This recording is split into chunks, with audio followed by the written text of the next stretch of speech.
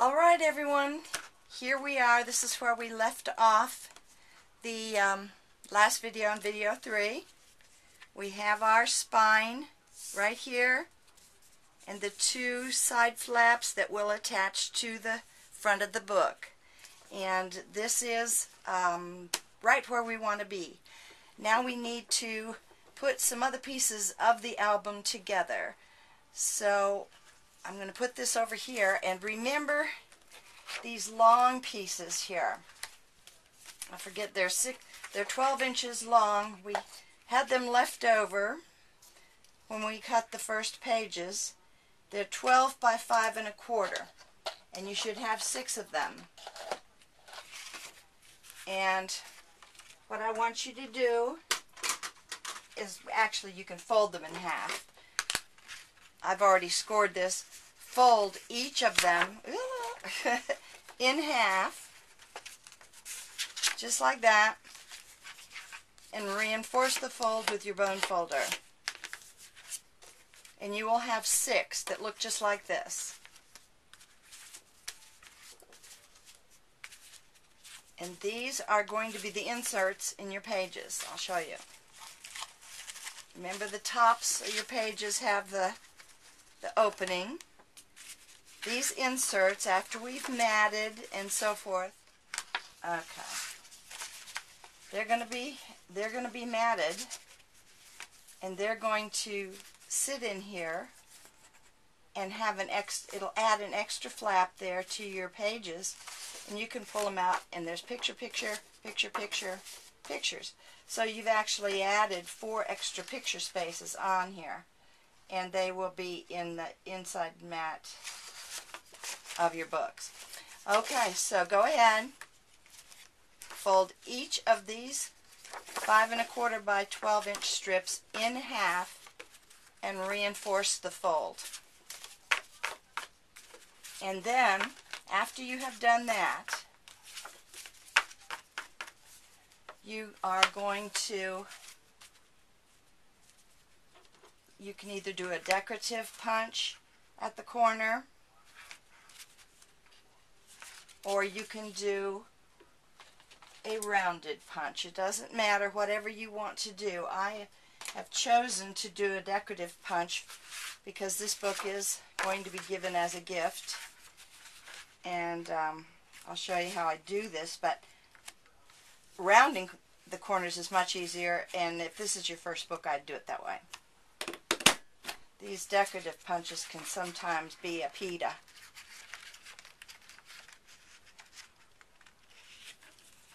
Which is short for pain in the ass. But try to round them up as best as you can, like that. Okay?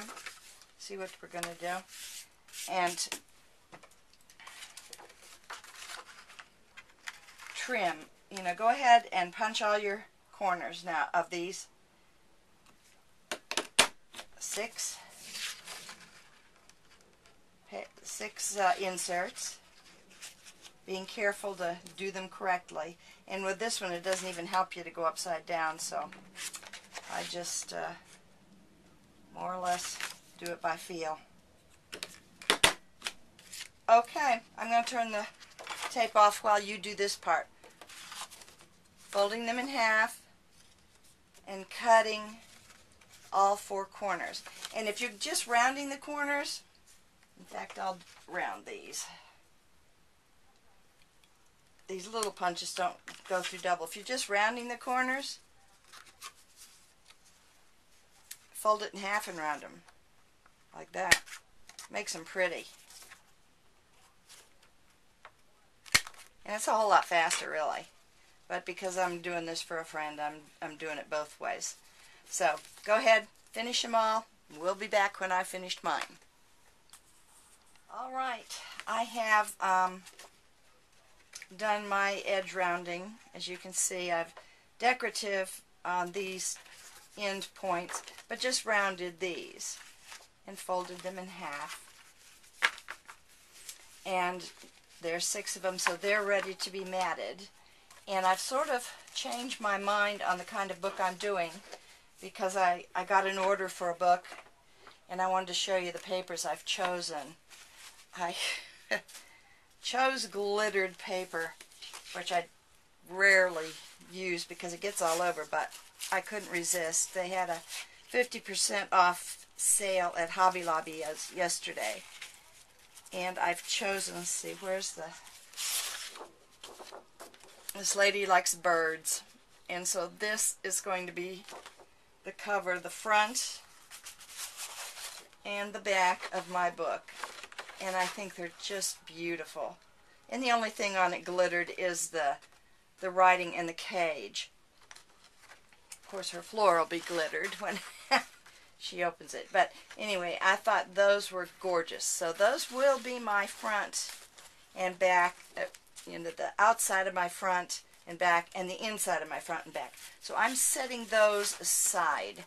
I'm not going to cut them yet because I don't want to inadvertently use them when I want to keep them for my covers.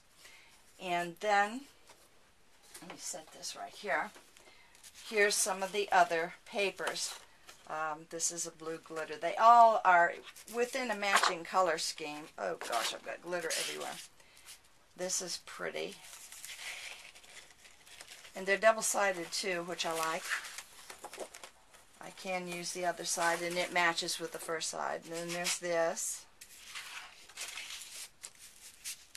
This polka dot. And then there's this. Love.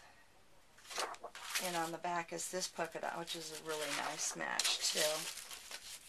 So I got two of everything in case I mess up. They were only 50 cents a piece, and that was a bargain, because this is Lost and Found from my mind's eye. That paper is usually expensive. And this is quite pretty, with little dabs of glitter, not lots. And it's a ledger style on the back that I don't care for. So I will definitely use this side. Got a couple of those.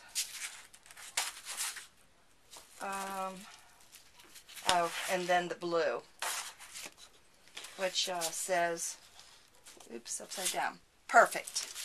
It says perfect, so that may be the last page. Hopefully this album turns out perfect. And I got two of those.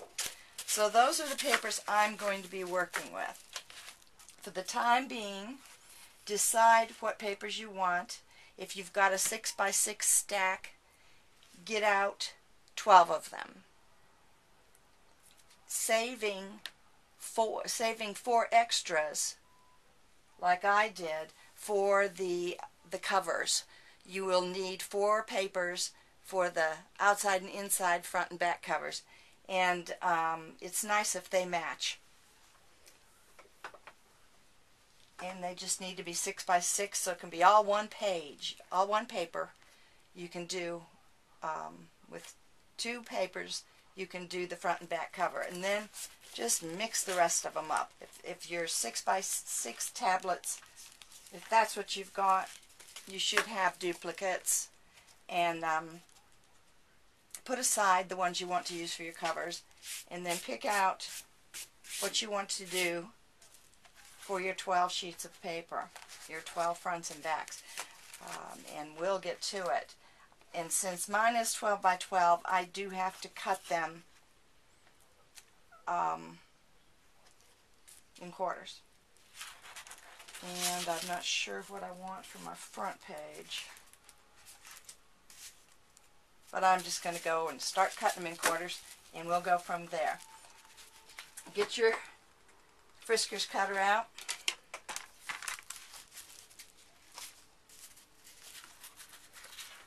Set this over here and start your cutting. And they're just 6x6. That's all. Not hard. And if you're lucky and found a 6x6 stack, you don't have to cut it all. You just have to pick out 12 good sheets of paper that you like. I couldn't find 12 that I really fell in love with, so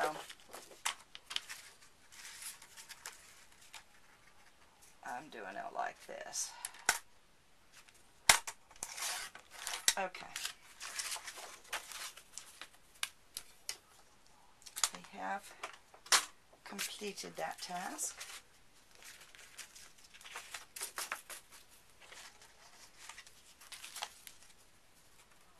And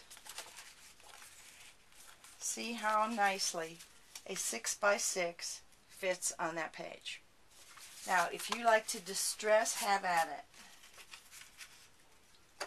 I'm a bit of a distresser myself, so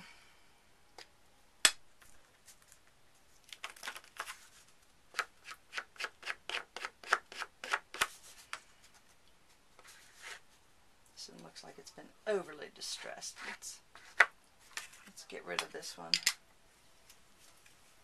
and open this one. I think this one is a new one. That's one thing. When I distress, I don't like to have to work at it too hard. So, we'll try this. I have no idea, but it's a sort of a dark brown, I believe. Yeah. And see, it really does add to it. So, go ahead if you want. Distress your pages. Distress whatever you want. Distressing, distressing. Oops. And I'm not going to distress the brown. It's already brown anyway, I think. I don't know whether I will or not. Let's give it a piece of brown and see if I'm going to distress them. Here's a piece of brown right here. Do I want to distress it or not?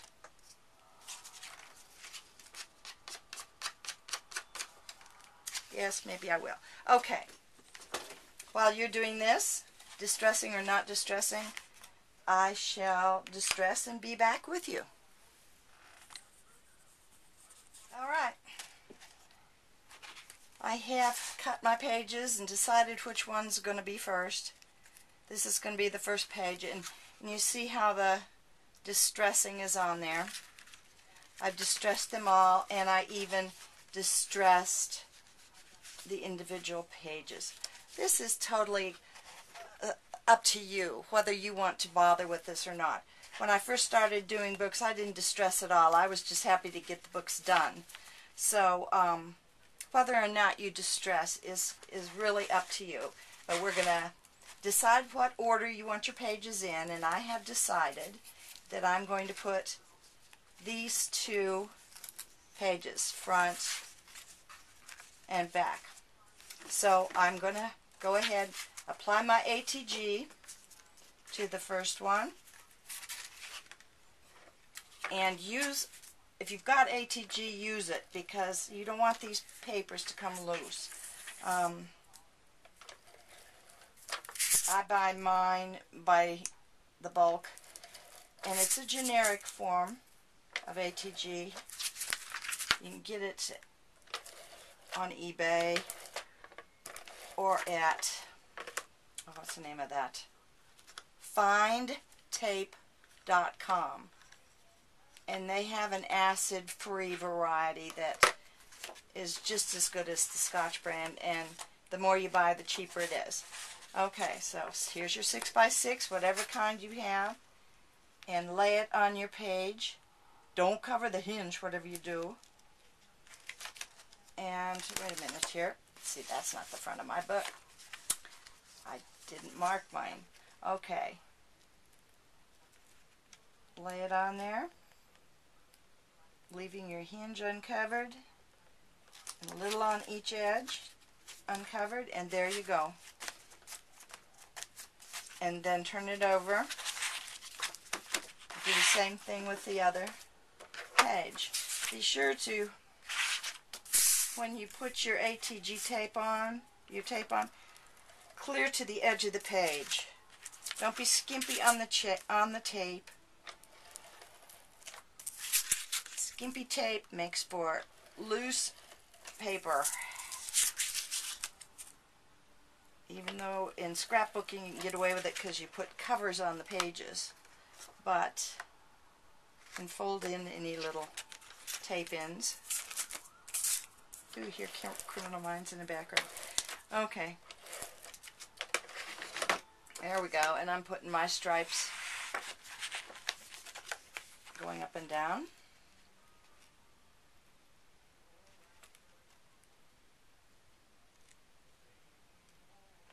Okay. Make sure it folds good.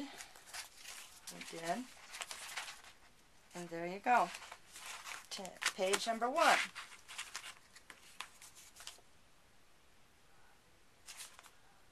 You know what? I wasn't going to do that. Now I will. I'm going to do this too. Because I want this layout to be the same. I don't know what I was thinking. Sometimes I don't think.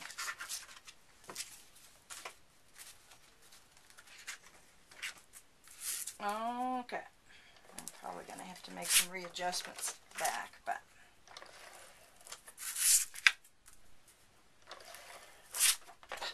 gosh, it's getting gloppy.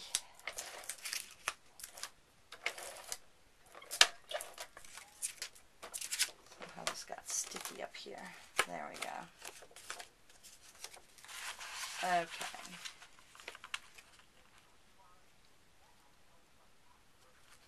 Don't put your paper over the hinge though. Remember, you've got a hinge that you've got to protect. So, I didn't mean to put this color here, but I had extra, so I can correct it. And see, this one is going to be covered with whatever paper you want.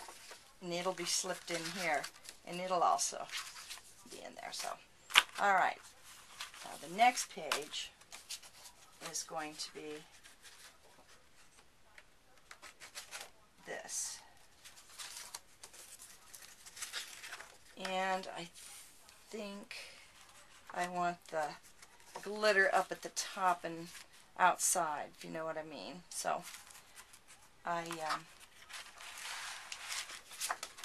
got to watch what I'm doing there.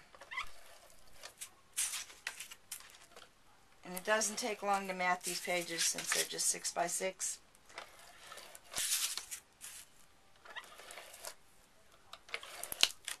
It should be substantial paper though, because you don't want it to fall apart. Okay. Oops, this little blue bitty is there. Okay.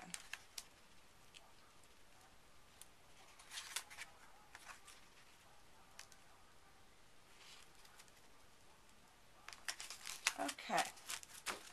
See, there's my hinge right there. Alright, and the next page we'll go over here.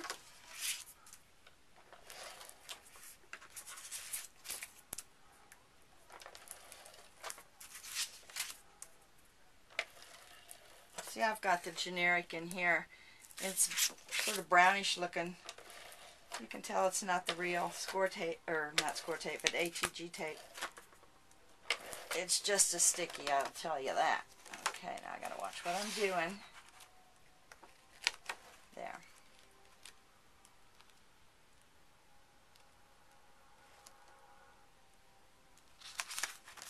Okay. There you go. That one. And then I'm going to do this blue one, stick this blue one right in the middle of everything. Just to add a little color scheme. Turn around here. And you don't have to make these matching. In fact, most of the time I don't. If you got pretty paper, it doesn't matter whether it all matches. The more paper you get seen, the better off you are. But I didn't buy a lot of excess paper of this type, so make sure I got all my tape tucked under there so I don't have any sticky edges. There.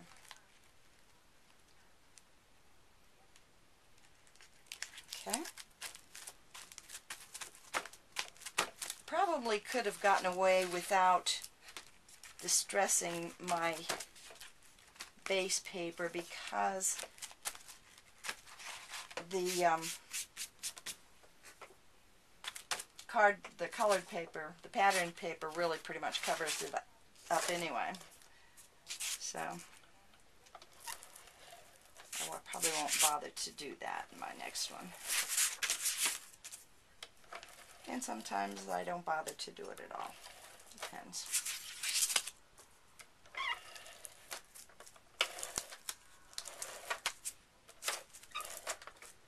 Okay.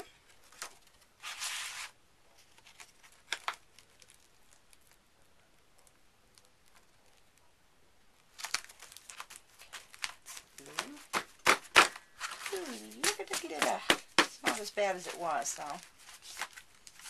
Okay. Still bad enough, though. And then the next one is going to be this right here. Or do I want it like this? Or do I want it like, well, the writing's that way, so I probably should do it like that. Okay.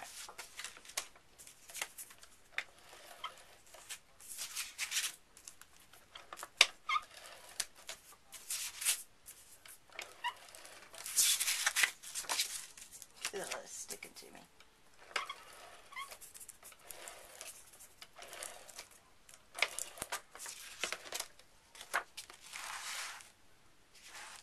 These pages with writing, you do want to get your writing right side up. That's kind of important. Otherwise they think you're a doofus. Okay.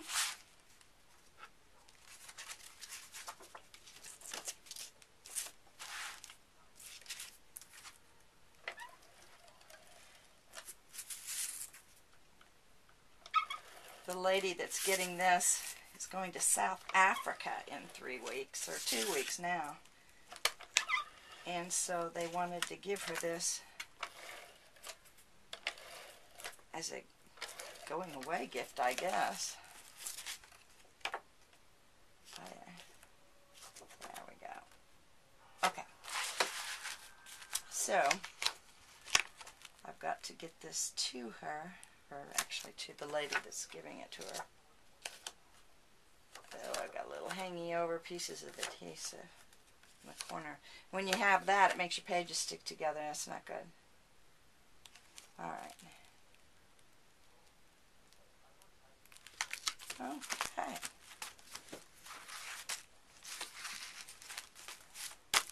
Last two. And let's see here. I used everything but the back side of that one, haven't I? No, I haven't used that. Or have I? No, I've not used these yet. Did I only cut one? Oh no, here's the other one. That's stuck in here. There it is.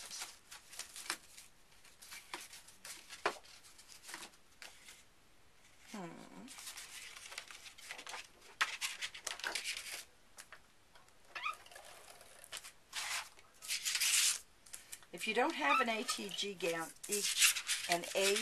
gun, I would suggest you invest in it. If you're going to get into bookmaking or paper crafting, it's just so much faster, and the tape is so much stronger that you can get a lot more done. And know that it's not going to come apart. Put that over the hinge just a tad. Look, see there? Crooked. Not good. But I don't know that I can get it up without scaring things up. We're going to try anyway. Because I didn't really mash on it too hard yet. If I really set it, oh, good. Good. If I'd really set it on there, my goose would have been cooked, but as it turned out, it was okay. Alright, now And the last one, let's see, here's the one yeah. Okay. Put the glue on. I used to think that Permafix glue was the best around. It was repositionable for a little while, and then within so many hours you could move it. But I'll tell you what, this stuff is great. And I don't tend to reposition my things, so it doesn't matter anyway. Oh, there's a little bit of sticky over there, sticky over there. Okay. This is the last front of a page. I've got the back of this one to do here.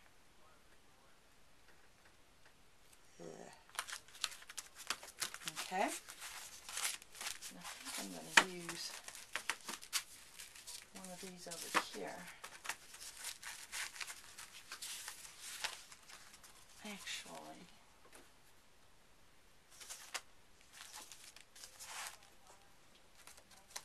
I'm going to use one of these birdcage things that I'd set aside. Cut it and go with it.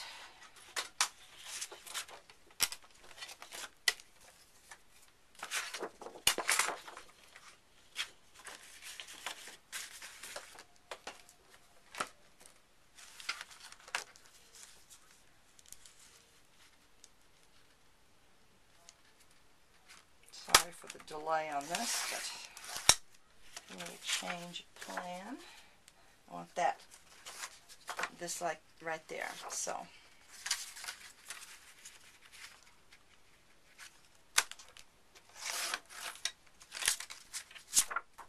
There.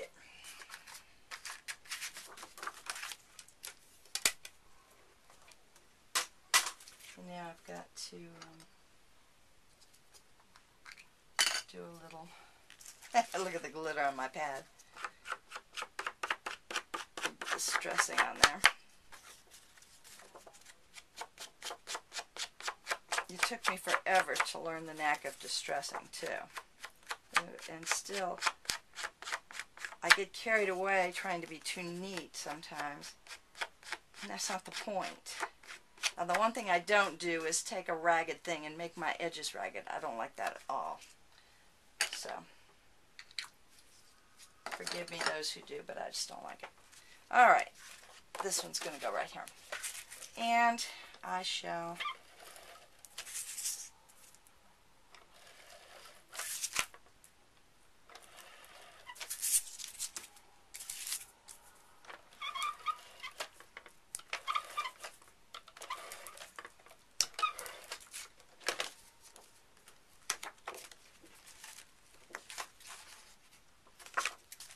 put this right here, making careful not to get it on the hinge. Okay. That was not straight. Try again. Okay.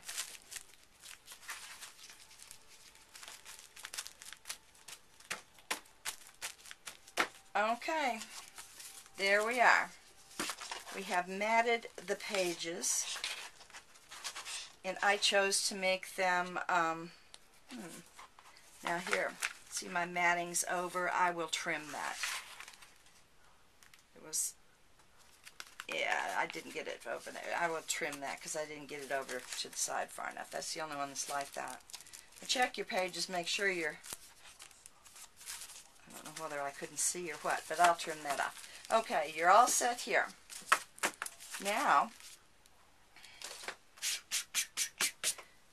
you got to mat these little things here. And use the papers you just cut up, the other ends of them, or get some new ones. It doesn't matter. But you're going to have 4 mats. 1, 2, 3. 1, 2, 3, 4 mats. Actually, the mats that I told you to cut for these should be 5 3/4 by 5. I originally said 5 1/4, but it's 5 3/4 by 5. So, don't pay any attention to me, I guess.